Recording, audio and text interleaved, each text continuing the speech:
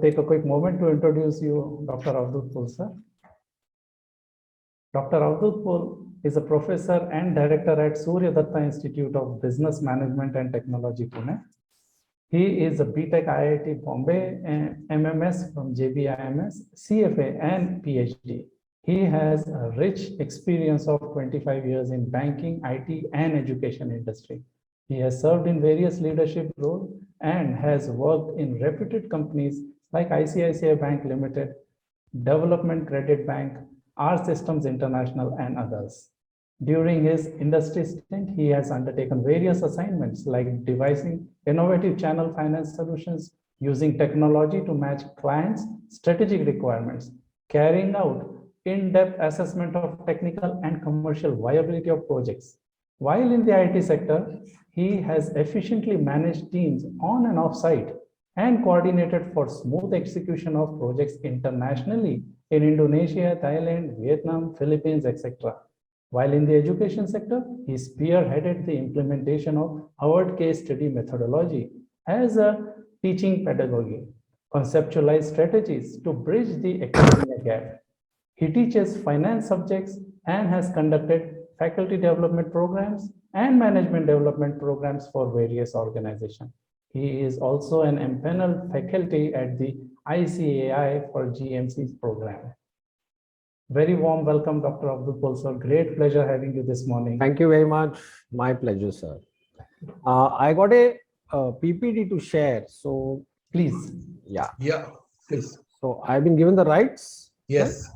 Yeah. Okay. Fine.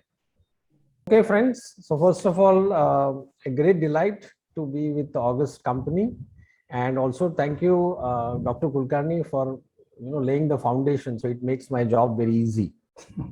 Yeah. All right. So thank you very much, Mr. Prakash, Mr. Manoj, the organizers of this seminar. And I should really congratulate you for taking a wonderful topic of sustainability. It has always been very important, but right now it is more important with all the challenges that we are facing, especially the post-pandemic scenario. So I thought of discussing, something which is very near to the students, especially since the students come here, are looking at a nice job opportunity after education. So I want to discuss a topic of building competencies amongst the teachers for developing industry orientation. So change is always eternal. The only thing permanent is change. In the past few years, there has been substantial change in the education system, especially people in the education industry who have been here for more than 10 years, 20 years will vouch for this, that every 5 years, every 10 years, there has been substantial change in the education system. Our syllabus has substantially changed and there is more industry participation. When we talk about board of studies, we talk about the committees which have been formed for syllabus, you will find a more number of participation from the industry.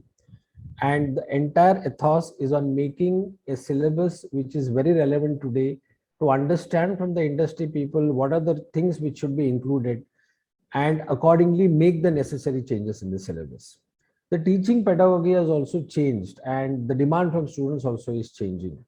One very unique thing which has been observed is initially the student used to come more from a learning point of view. Now, what I mean by this is a student is attending a class and is accounting class, and there are certain concepts of accounting which the student is there to attend. And he comes with a clean slate, and the teacher tries to teach him, teaches him certain things, and he learns it. So initially, the student used to be a learning student. Nowadays, because of so many information, so many videos, so much literature available in the net, very high probability that the student is coming to the class, but before coming to the class, he has gone through the concept. So it becomes more important for the teacher to make it relevant to not only the first category of student who has the learning, but also relevant for the second category of students who has already know about the concept and is there to pick up something more than just the elementary concept. And we all know that student nowadays is much more aware of technology than us. There have been many scenarios if there is something which is not happening, in an online class, and then the student will try to teach the teacher that, do this, do that. In short, they are more aware about the technology. They are more aware about what is happening around, the more changes they are aware. In fact, one of the thing which I have seen is that they are much more efficient in using a particular platform. If all of us are using Zoom or all of us are using Microsoft Teams, we'll find many times the student knows much more about this than us. Many of the lectures by prominent expert are available online. We all know about the NTPL, which is available. So this is something which is Indian, but there are lectures available by Stanford professors. There are professors from Harvard have made the lectures available, and so the lectures are already available, and it is free. It is available on the net. So I cannot use the same PPTs, the same slides which I've been using before. I need to make it more relevant. I need to make it more appropriate for today to make it engaging for the student. Now, let us also look something from an industry perspective. So what I mean by this is, just one second.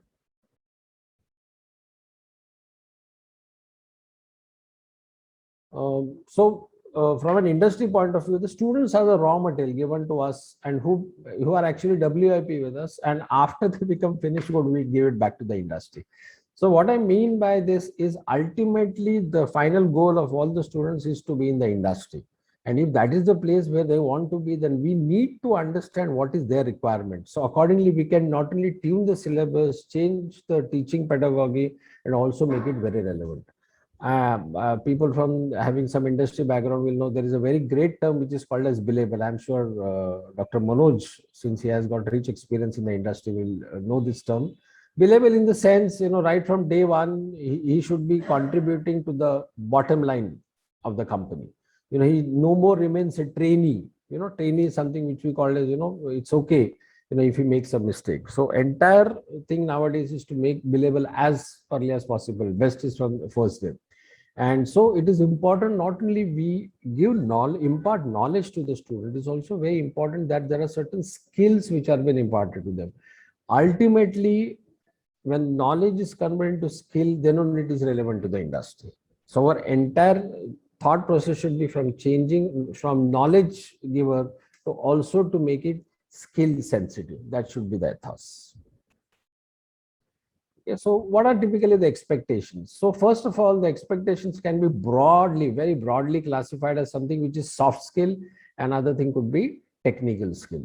So soft skill is something which is important irrespective of the industry, whatever we are. It is important how you communicate well, how you put forth your thoughts, how you are in a position to convince other people, how you are in a position to negotiate. And obviously technical skills are something which will be useful for a person to sustain in a particular job. Both are very, very important. At an initial start, sometimes technical skill becomes very important, but as a person grows up in the ladder, soft skills become very, very important. So today should not only be good in his subject, but also ability. We already touched on this topic. So he should, for example, if somebody, since we have a lot of people from the accounting background here. So if a topic is being talked about accounting, its relevance to what is happening today in the industry is very important. How a particular concept is useful if you tomorrow join an industry is very, very important. If a teacher is in a position to give this connection, the acceptability of him as a teacher and also the engagement of the student in the class will be very, very high. And important part is to give live examples in the class. As we have talked about fresh PPTs and notes every year. And, it's very important, as they say, your attendance in the class when it is not compulsory is directly proportional to the value addition which a teacher does for the students. Again, I'll repeat, the attendance in the class when it is not compulsory is directly proportional to the value addition which a teacher does for the students. If there is great value addition, nobody has to force for the student to come. I remember we used to have a very great teacher in economics, and we used to look forward to hearing from him, because he not only used to make the concepts very, very simple, his entire concept explanation was something where he used to take a very live example, something which is affecting us daily. And from that, he used to build on the concept. So which is really very, very unique. Obviously, I'm talking about chalk and board, maybe more than 30 years back. But nowadays also, so many examples are there. And if teachers can use chalk and board, nothing like it. But I think nowadays people don't use much chalk and board and maybe marker and pen. I think that is gone. But this is something where you build on an example and you build on certain concepts. So we talked about what are the expectations from the industry. We talked about the scenario right now. Now let us come to a very important thing. What are the tools which are available for us so that we can make necessary changes, slightly tweak something, add certain things so that it becomes industry relevant. So these are a few things which I have listed down. There could be many more. So one is role play, another one is case study. We talked about simulations, research, and consultancy. So let us look at this things. Okay. So role play. I'm sure people know about role play. So basically, role play involves giving a particular situation to a set of students, and each student is given a certain role, and he has to act that role and present a situation. Now, advantage of role play is, number one is it gives a realistic scenario. So again, since accounting background, so you talk about a bank, say, and in the bank there is some customer who is very upset. Okay, he has entered the branch and he is trying to put forth this comment. Now, how does a bank manager or the front office person is going to respond to this particular situation? This thing can be perfectly portrayed rather than explaining the situation. You know, if role play is enacted, so one student is made the customer, another one is made the branch manager, another one is made in the front executive, and there could be a few additions to that, and how the scenario is tackled. So there is a great amount of learning. So sometimes students can choose a particular role if they want to. They can also put forth a supporting certain point, and sometimes they should be, for example, in this particular case, there could somewhere the front executive doesn't respond properly to the complaint, or there could be one scenario where the front office is responding properly to the person and it is not escalated to the branch manager. So different scenarios can be concerned. After the role play is there, there we can have an open discussion. So open discussion should be, in this particular case, could be what should the manager do, what should the front desk do, and sometimes as a customer, if I am very angry, how should I communicate this to the bank personnel, whether it is something which I just want to my ego to be satisfied, or something my communication has to be made properly. So various angles can be put into this particular thing. From this, we can talk about HR, we can talk about marketing, we can talk about finance, whichever shade a teacher wants to give, it can be given. My personal experience about role play is that once you introduce role play, students become very lively. It doesn't only become a monologue. Okay, the lecture doesn't become a monologue. It becomes a dialogue where students themselves start participating.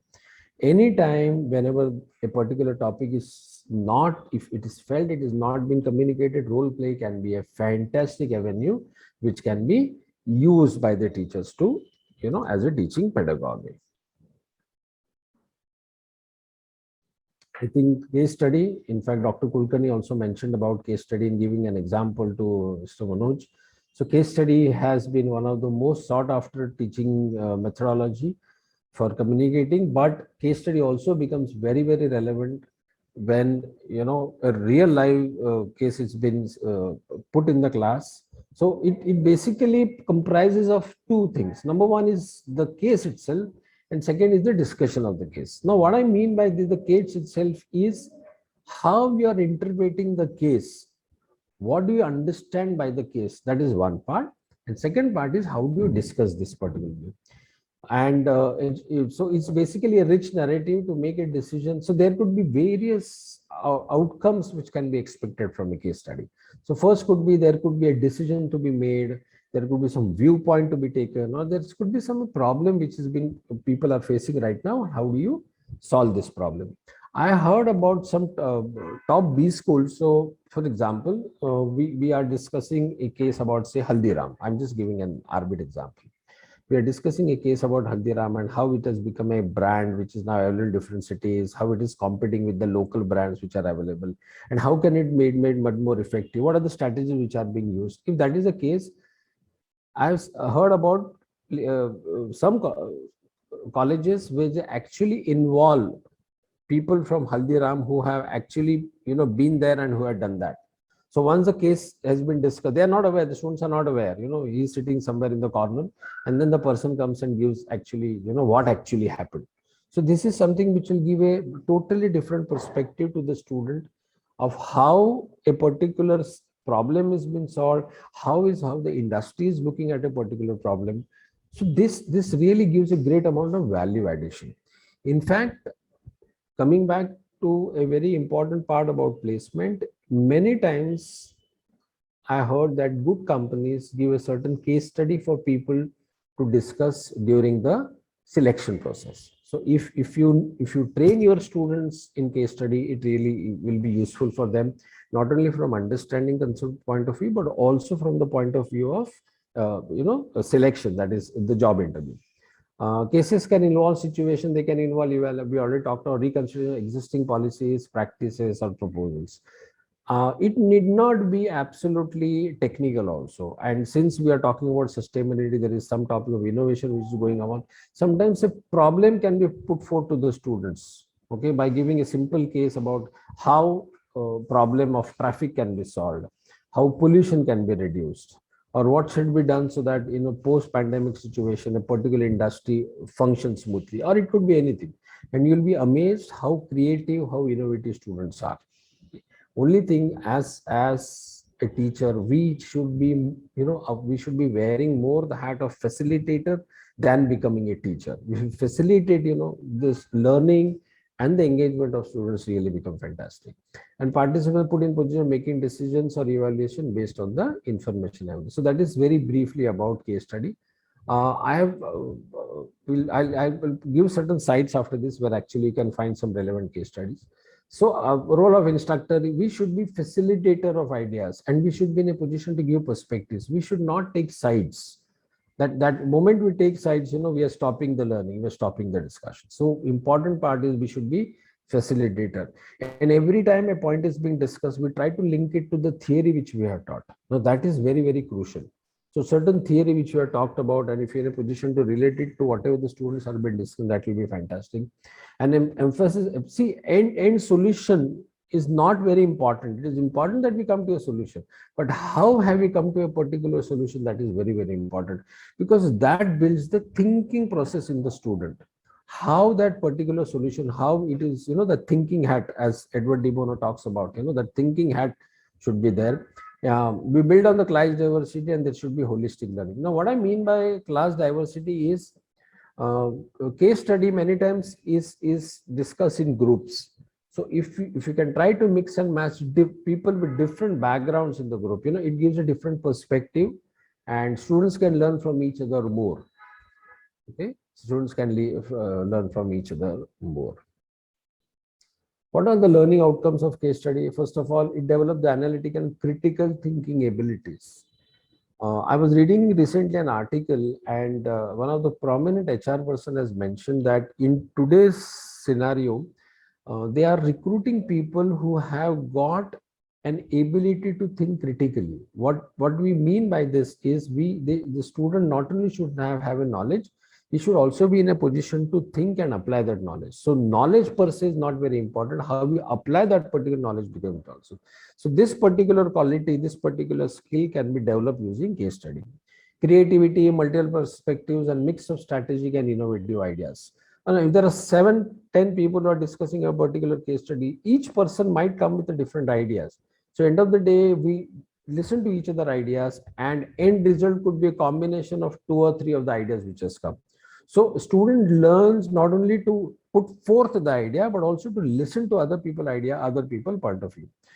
Strategy content to strategy process, I think that's also important. And sharpening of decision making and soft skills. As we talked about before, soft skill is an important tool nowadays. And during the process of case study, those particular skills will be developed. So these are a few case studies sources which are available. I will share it with Dr. Manoj and Dr. Prakash, and they can share it with the group later on. Okay. Let's move on to the next research. I have seen teachers feeling that research is something which is very restricted to the teachers of the college, but which is not very true. If we involve the students in the research that you're doing, they become aware about a bigger picture. They, first of all, they understand what is happening in the market. Second, they understand how a research is to be carried out. Third, for them, it is a bigger exposure. So tomorrow they present in some conference like this, the students get a wider perspective. They listen to different people, and this will also open up different thought process for them. So important part is that you involve them in the study, encourage them to write the research paper, and very, very useful for them to talk something in the interview. Now, what I mean by this is, so typically, if a company is coming for recruitment at a particular college, and they find everybody having similar courses taken. So one key difference for a student to put forth to the recruiter is the kind of research they have done. And I can tell you with my experience, if any student comes and says that he had done any even little amount of research, his candidature becomes extremely strong. Okay, so research is very, very vital. I want to give a few examples. So few of the researches that I'd done in my previous assignment. So one was setting up a laundry. So there we had gotten, as a college, we had got an assignment where the person wanted to set up laundry in a specific city. So we had sent a certain amount of students there. They had gone with the questionnaire. They also wanted to set up laundry in Pune. So we collected a database. They went across. They created a questionnaire. This was something which was live. Okay, this is not something theoretical. This is something very, very live. So it was useful to them. Another project which we had done was something which is like a Google map. I'm talking about 6-7 years back when Google map was not so much in use. So there was an app in USA which they wanted to spread their tentacles in Pune, and they approached our institute for carrying out a research about which are the different ways in which people go to a particular location. It is more restricted to, more relevant to the real estate scenario. So research, when the students actually did that, it gave them a fantastic perspective. Okay, so research is another thing. And consultancy, this also teachers miss using the students' contact. So simple thing, check with the students whether they have any contact, talk to our alumni, and very simple. So the student goes and talks to the industry and says, what is there some pain area is there something which is bothering them right now? This, whatever is bothering them right now, becomes an area of consultancy, becomes an area of research. Very, very simple. So don't have to go and say that I need to do in consultancy. Just go and ask them whether is something which is bothering them right now. And industry also very keen. First of all, it is very economical. Sometimes they don't pay also. So from money point of view, it is relevant. Second relevant point of view, they get a very active, very enthusiastic, young, dynamic workforce for them, who is ready to do work, do carry out assignment for them. Few examples are, we got an assignment of creating an HR manual for a growing IT company based in Pune. So the student went across, got HR manuals of different companies, sat across, took each point, club took the best out of it, showed it to them, removed them. So it is an entire learning process from the people with an HR specialization. We also got an opportunity from one of the retail stores in Pune to understand how lockdown has affected, what changes they should be doing in the strategy so that their market is not reduced. So different examples, but end of the day, involving students in this particular thing could be really useful. Okay. So this ends my very simple, I just wanted to make it crisp, Dr. Prakash, so that I can put forth my point. So if there are any questions, I'm happy to address, or if there are certain observations also, I'm happy for that. Yeah. Thank you very much, sir. Actually, yes. You will be available, I think, for some more time. Yeah. So now, if there are any questions from anybody?